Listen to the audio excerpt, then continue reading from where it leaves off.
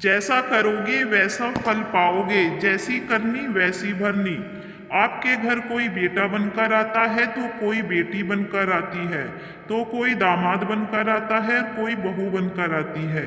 आखिर ये कौन आते हैं जिसका तुम्हारे साथ कर्मों का लेना देना होता है? वही लोग आते हैं। लेना देना नहीं होगा तो नहीं आएंगे।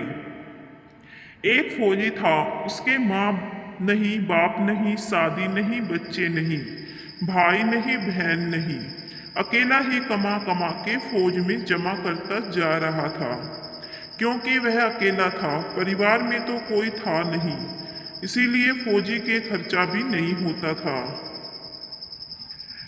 इसीलिए फौजी को जो भी पगार मिलती वह फौज में जमा करवा देता था।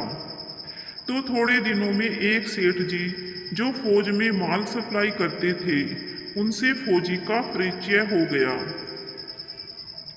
और दोनों में अच्छी दोस्ती हो गई। सेठ जी ने फौजी से कहा, जो तुम्हारे पास पैसा है वो उतने के उतने ही फौज में पड़े हुए हैं। तुम वो पैसा मुझे दे दो, मैं कारोबार में लगा दूंगा, तो पैसे से पैसा बढ़ जाएगा और मेरा कारोबार भी बढ़ जाएगा। इसलिए तुम वो पैसा मुझे दे दो। फौजी ने सेठ जी को पैसा दे दिया। सेठ जी ने वो पैसा कारोबार में लगा दिया। अब उनका कारोबार चमक गया, खूब कमाई होने लगी और कारोबार बढ़ गया। थोड़े ही दिनों में फौज में लड़ाई शुरू हो गई।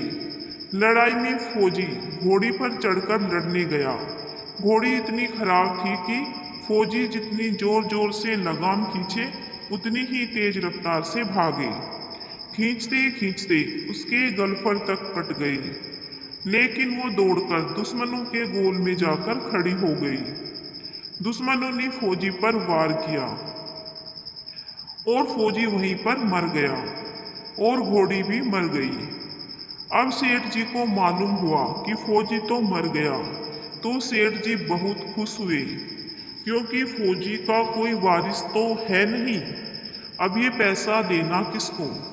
अब मेरे पास पैसा भी हो गया, कारोबार भी चमक गया, लेने वाला भी नहीं रहा। तो सेठ जी बहुत खुश हुए। अब समय गुजरा और कुछ दिनों के बाद सेठ जी के घर लड़का पैदा हो गया। अब सेठ जी और ज्यादा खुश कि भगवान की मुझ पर बड़ी दया है। खूब पैसा भी हो गया, कारोबार भी हो गया, लड़का भी हो गया और लेने वाला भी मर गया। सेठ जी बहुत खुश। वो लड़का बचपन से ही होशियार था, पढ़ाई लिखाई में समझदार था, बिल्कुल सेठ जी की तरह होशियार था। सेठ जी ने उसे खूब अच्छी तरह से पढ़ाया लिखाया। जब लड़का पढ़ लिख कर बड़ा हो गया, तो सेठ जी ने सोचा कि अब ये कारोबार संभाल लेगा, चलो अब इसकी शादी करा देते हैं। सेठ जी ने लड़के की शादी बड़े ही धूमधाम से करवाई। किसी भी चीज की कमी नहीं थी। शादी करते ही घर में बहू रानी आई। अब सेठ जी ने सोचा कि चलो लड़के की शादी भी हो गई, अब तो यह पूरा कारोबार संभालेगा। लेकिन कुछ ही दिन आराम से बीते कि अचानक लड़के की तबीयत खराब हो गई। अब सेठ जी कभी डॉक्टर के पास, कभी हकीम के पास, तो कभी वैद्य के पास दौड़ रहे। लड़का डॉक्टर जो दवा दे रही है वो दवा असर नहीं कर रही। लड़के की बीमारी धीरे धीरे बढ़ती ही जा रही थी।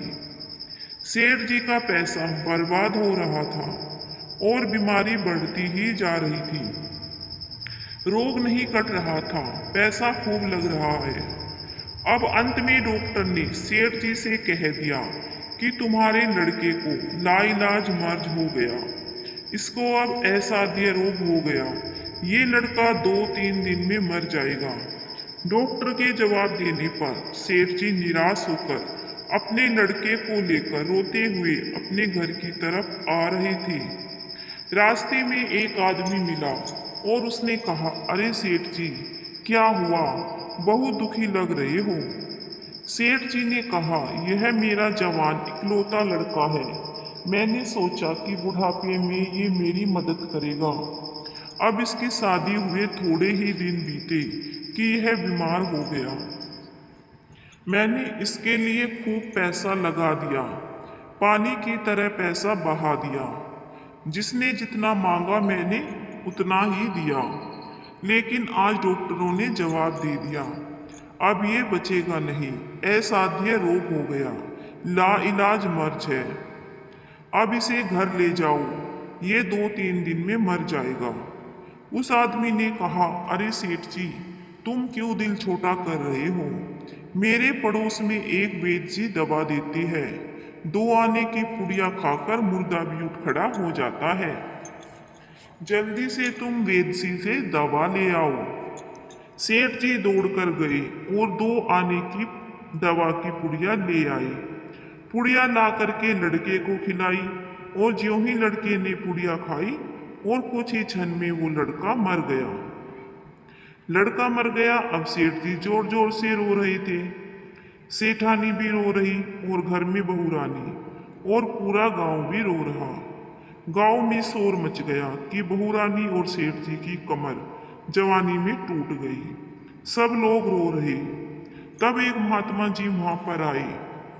उन्होंने कहा, भाई क्यों रो रहे हो, क्या हुआ? लोग बोले, इस सेठ का एक ही जवान लड़का था, वो भी मर गया, इसलिए सब लोग रो रहे हैं, सब दुखी हो रहे हैं। महात्मा बोले, सेठ जी अब रोना क्यों? सेठ जी ने कहा, महाराज, जिसका जवान बेटा मर गया हो वो रोएगा नहीं तो क्या करेगा? महात्मा बोले, और उस दिन तो आप बड़े खुश थे। सेठ जी ने कहा, किस दिन? महात्मा बोले, फौजी ने जिस दिन तुम्हें पैसा दिया था उस दिन। सेठ जी, हाँ, कारोबार के लिए पैसा लिया था तो खुशी तो था ही। महात्मा बोले, और उस दिन तो आपकी खुशी का ठिकाना ही नहीं था। सेठ जी ने कहा, किस दिन? महात्मा बोले, अरे सेठ जी, जिस दिन फौजी मर गया था तो तुमने सोचा कि अब तो पैसा भी नहीं देना पड़ेगा, माल बहुत हो गया, कारोबार खूब चमक गया, अब कुछ देना भी नहीं पड़ेगा। उस दिन तो आप बहुत खुश थे। सेठ जी ने कहा, हाँ महाराज, खुश तो था। महात्मा बोले, और उस दिन तो तुम्हारी खुशी का ठिकाना ही नहीं था, पता नहीं कितनी मिठाइयाँ बट गई। सेठ जी ने कहा, किस दिन? महात्मा बोले, अरे जिस दिन तुम्हारे घर लड़का पैदा हुआ था। सेठ जी ने कहा, महाराज, लड़का पैदा होता है तो सब खुश होते हैं, इसलिए मैं भी खुश हो गया। महात्मा बोले, उस दिन तो खुशी से तुम्हारे पैर जमीन पर भी नहीं पड़ रहे थे। सेठ जी ने कहा, किस दिन? महात्मा बोले, अरे जिस दिन तुम बेटा बिहाने जा रहे थे। सेठ जी ने कहा, महाराज, बेटा बिहाने जाता है तो हर आदमी खुश होता है, तो मैं भी खुश हो गया था। महात्मा बोले, तो जब तुम इतनी बार खुश हो गए तो जरा सी बात के लिए क्यों रो रहे हो? सेठ जी ने कहा, महाराज, ये जरा सी बात लग रही है आपको? मेरा तो जवान बेटा मर गया और आप कह रहे हैं कि ये जरा सी बात है।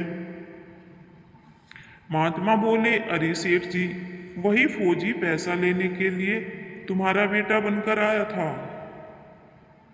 पढ़ाई लिखाई में, खाने पीने में, पहनने में और शौक में, श्रृंगार में जितना लगाना था लगाया, शादी ब्याह में सब लग गया और ब्याज दर ब्याज लगाकर डॉक्टरों को दिलवा दिया। अब जब 2 आने पैसे बच गए थे तो वो वैद्य जी को दिलवा दिए और पुड़िया खाकर चल दिया। अब कर्मों का लेन देन पूरा हुआ।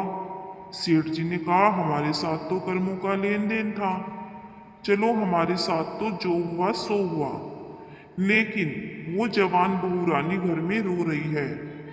जवानी में उसको धोखा देकर विधवा बनाकर चला गया, इसका क्या जुर्म था कि उसके साथ ऐसा गुनाह हुआ? महात्मा बोले, यह वही घोड़ी है जिसने जवानी में फौजी को धोखा दिया था। इसलिए इसने भी जवानी में उसको धोखा दे दिया। यही कर्म फल है। सभी अपने अपने कर्मों का लेन देन पूरा करने के लिए आते हैं और पूरा होते ही वापस चले जाते हैं। वीडियो अगर पसंद आया हो तो वीडियो को लाइक और चैनल को सब्सक्राइब करें और अपने दोस्तों के साथ शेयर करें। धन्यवाद।